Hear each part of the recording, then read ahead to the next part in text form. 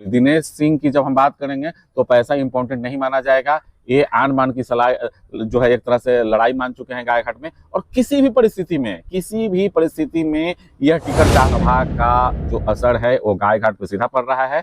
और यह मेरे पास पक्की खबर है कि गायघाट सीट जो है महागठबंधन कोटे से जो है माले की तरफ शिफ्ट। मुजफ्फरपुर के जिला परिषद के इतिहास में दिनेश सिंह का इतना बोलबाला है कि 2001 के बाद से आज तक जिला परिषद का उन्होंने चुनाव नहीं होने दिया। नमस्कार साथियों, आज मैं आपके साथ बात करूंगा मुजफ्फरपुर के सीट गायघाट के बारे में। मुजफ्फरपुर में इस समय महागठबंधन और एनडीए दोनों के अंदर घमासान मचा हुआ है। मुजफ्फरपुर के जो सीट है ऐसे हॉट सीट बने हुए हैं जहां पे किसी को भी समझ में नहीं आ रहा है कि किस उम्मीदवार को क्या सीट मिलेगा। आज नामांकन का पहला दिन है और अभी तक उम्मीदवारों की स्थिति नहीं स्पष्ट हुई है। यह कोई कयास ही नहीं लगा सकता कि कौन से उम्मीदवार किस पार्टी से रहेंगे, और उस उम्मीदवार में भी पता नहीं कौन एनडीए से लड़ जाएगा कि कौन इंडिया से लड़ जाएगा। मुजफ्फरपुर में उहापोह की स्थिति बनी है। यूं तो बाकी सभी विधानसभाओं में ही टिकट किसको कितना क्या मिलेगा फाइनल नहीं हुआ है, लेकिन मुजफ्फरपुर का गायघाट सीट और आई सीट और साहेबगंज सीट ऐसा सीट है जहां पे बिल्कुल भी अंदाज नहीं लगाया जा सकता है कि किसको अभी जो है सीट मिलेगा। महागठबंधन में किस घटक दल को मिलेगा यह भी नहीं पता है कि महागठबंधन से कौन सा सीट जो है माले ले लेगा, या कौन सा सीट राजद को मिल जाएगा, या कौन सा सीट कांग्रेस को मिल जाएगा, अभी तक तय नहीं हुआ है। और जब मैं यह खबर पढ़ रहा हूं तो आप यकीन रखिए कि अभी तक दोनों घटक दलों के अंदर के नेताओं के अंदर जो है बहुत बेचैनी है। तो ज्यादा न देर करते हुए मैं आपको सिलसिलेवार गायघाट विधानसभा जो अभी हॉट सीट बना हुआ है उसके बारे में आपको कुछ संक्षिप्त से जानकारी दे रहा हूँ। गायघाट विधानसभा जो है यहाँ पे 3 ब्लॉक हैं, कटरा, गायघाट और बंदरा। कटरा में 6 ग्राम पंचायत हैं, गायघाट में 23 और बंदरा में 12। कटरा जो है भूमिहार प्लस मुस्लिम बहुल इलाका है और यहाँ पे अति पिछड़ा जातियों का भी कुछ आबादी है। गायघाट जो है यहाँ पे मूलतः जो है यादव आबादी है, और बंदरा जो है वो भी यादव प्लस राजपूत आबादी से, ये आपका एक तरह से डायमेंशन समझ लीजिए जातियों का कि इतना उसका आबादी है। अगर हम मतदाताओं की बात करें तो गायघाट में कुल जमा 3 लाख मतदाता हैं, जिसमें जातीय स्थिति जो है यादवों की आबादी 70,000 है, राजपूतों की आबादी 45,000 है, मल्लाह जो है करीब 20,000 हैं, और रविदास में भी जो यहाँ पे राम लिखते हैं नाम के पीछे उनकी आबादी जो है 20,000 है। पसवान की आबादी 8,000 है। भूमिहारों की संख्या जो है करीब 12,000 है। ब्राह्मणों की संख्या जो है करीब 5,000 है, और कुशवाहा आबादी 15,000 के करीब। और अति पिछड़ा में एक तरह से पिछड़ा मान लीजिए गैर यादव कुल जमा जो है 65,000, जिसमें अति पिछड़ा जातियों की आबादी जो है 45,000। ये मोटे तौर पे चुनाव आयोग का जो डेटा है जो 2020 के मतदान के दौरान था, इसमें 3% प्लस माइनस बोल सकते हैं, क्योंकि एसआईआर हुआ है उसमें कुछ नाम छटे हैं कुछ जोड़े गए हैं, तो 3% आप प्लस माइनस करके एडजस्ट कर सकते हैं। तो ये आपका जातीय समीकरण जो है गायघाट का है, जो मैंने आपको स्पष्ट रूप से बताया। अब यहाँ मैं उम्मीदवारों की बात कर देता हूँ। सबसे पहले एनडीए उम्मीदवार के बारे में। एनडीए उम्मीदवार से अगर देखा जाए तो एनडीए में इस बार दावेदारी बहुत सारे लोगों की है। बहुत सारे लोगों की बात मैं इसलिए कर रहा हूँ क्योंकि एनडीए इस सीट के लिए मारामारी मचा दिया है, और यहाँ पे सबसे बड़े कद्दावर नेता, यही बोले थे मुजफ्फरपुर के सबसे बड़े नेता जो माने जाते हैं, जो समाजवादी आंदोलन से निकले हुए नेता हैं, महेश्वर यादव, जो 5 बार के विधायक हैं, वे अपने बेटे प्रभात किरण के लिए टिकट चाहते हैं। और पिछले दिनों हम देखे थे एक वीडियो वायरल हुआ था जिसमें दिनेश सिंह की बेटी कोमल सिंह जो दूसरे उम्मीदवार लोजपा की तरफ से हैं, दोनों के बीच में बहुत तल्खी हुआ था, मारपीट तक की नौबत आ गई थी। और दिनेश सिंह की बेटी ने कहा कि हमारे पिता को कोई इस तरह से अपमान कैसे कर सकता है, और वो मुजफ्फरपुर के इतिहास में पहली ऐसी घटना थी जो दिनेश सिंह के सामने कोई आकर खड़ा होता है तो वह खड़ा होता है महेश्वर यादव का पुत्र। और महेश्वर यादव के बारे में हम जान ले कि वे 5 बार के विधायक हैं, और नीतीश लहर में भी 2005 के दोनों चुनाव, जो उपचुनाव हुआ, दोनों चुनाव जो कि एक बार राष्ट्रपति शासन लग गया था उस चुनाव में भी, और उसके बाद फिर अक्टूबर में चुनाव होता है 2005 का, उस दोनों चुनाव में महेश्वर यादव जो है नीतीश लहर में भी जीते थे। उसके बाद ये निर्दलीय चुनाव भी जीत चुके हैं, और यह भूलना नहीं चाहिए कि 1995 में इन्होंने आनंद मोहन को भी निर्दलीय हराया था।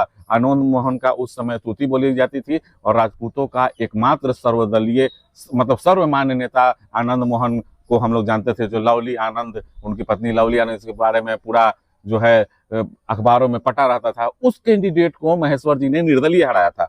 तो महेश्वर जी की जो पुत्र हैं प्रभात किरण, उनका दावेदारी जो है एनडीए में सबसे ऊपर है। दूसरे 2015 में महेश्वर जी जो हैं, कोमल सिंह की मां जो कि बीना सिंह जी हैं, उनको भी 2015 में हराया था। 2010 में कोमल सिंह की मां से चुनाव हार गए थे और मामूली वोट से, करीब करीब 5000 वोट से जो है महेश्वर यादव चुनाव हारे थे। और आप समझ सकते हैं महेश्वर यादव का जो पावर है कि उन्होंने उस दौर में भी जो है कोमल सिंह को मां को हराया जब दिनेश सिंह का जो है तूती एक तरह से पूरे मुजफ्फरपुर में बोला जाता है, माना जाता है कि वे किसी भी दल से टिकट ले सकते हैं। और उस उम्मीदवार के पत्नी को भी वे महेश्वर जी जो है हराने में कामयाब रहे।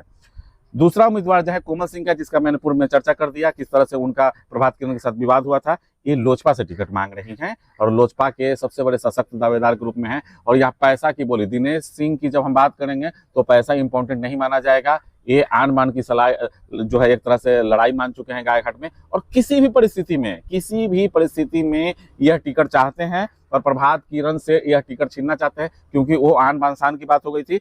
अगर हम कोमल सिंह की बात करें तो आप समझ ही सकते हैं कि कितने कद्दावर उम्मीदवार हैं ये। और तीसरे जो है अशोक सिंह जो है भाजपा से जेडीयू से लड़े थे 2005 में और सेकंड स्थान पर रहे थे। और निर्दलीय जब ये लड़े अशोक सिंह तो 10,000 मत इनको मिला था। और अशोक सिंह के बारे में एक चीज और नोटिस कर लीजिए, अशोक सिंह राजपूत का वहाँ एक तरह से सर्वमान्य नेता है और गांव-गांव में इनका 5, 10, 20, 25 कार्यकर्ता है। और कहीं भी किसी तरह का सामाजिक जुड़ाव मेल मिलाप हो तो अशोक सिंह वहाँ पहुंचते हैं। और अशोक सिंह का जो है अपना एक वोट बैंक, यूँ बोले तो अशोक सिंह ही एक कैंडिडेट वैसे हैं जिनका अपना भी 8-10 हजार जो है वोट फिक्स हैं। और वे और अन्य जातियों के बीच में भी उनकी अपनी प्रसिद्धि है। तो यहाँ एनडीए से 3 उम्मीदवार, महेश्वर जी का पुत्र प्रभात किरण, कोमल सिंह, दिनेश सिंह की पुत्री और जो है अशोक सिंह, ये भी जो है इनको भी एक दावेदार हैं और इनको भी टिकट मिल सकता है।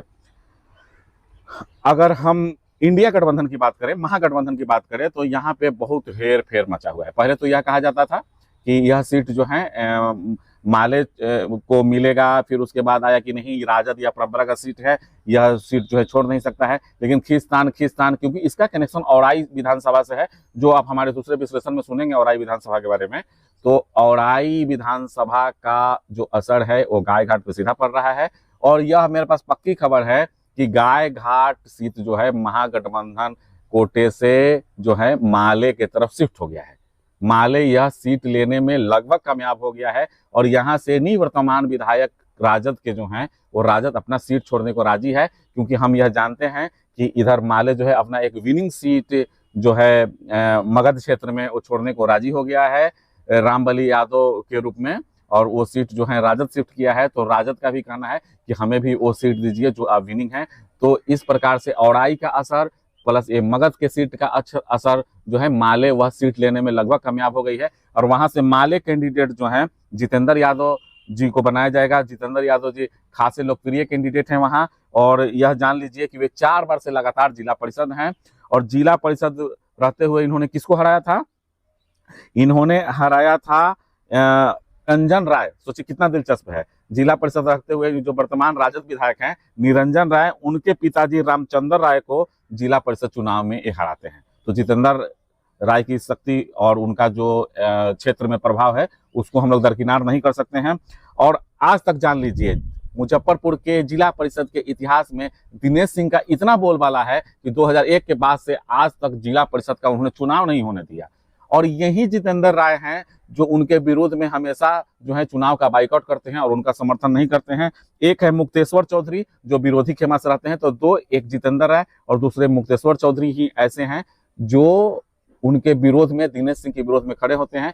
तो माले यह सीट लेने में लगभग कामयाब हो गया है, जिसके उम्मीदवार जो हैं जितेंद्र हैं। और शाम को आप इस खबर की पुष्टि होते हुए देखेंगे।